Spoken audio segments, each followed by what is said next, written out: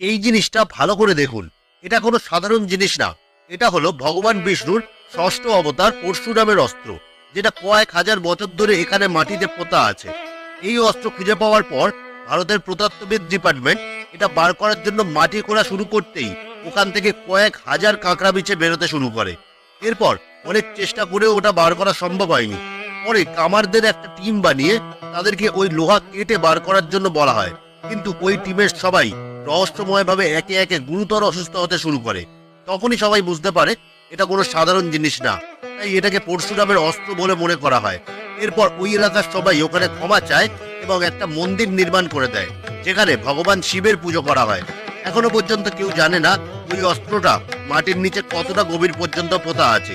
এই মন্দিরের নাম টাঙ্গিনাথ ধাম। এটা ঝাড়খণ্ডের মাঝগাঁওতে অবস্থিত। ঝাড়খণ্ড গেলে এই আশ্চর্য অস্ত্রের দর্শন অবশ্যই করে আসবেন।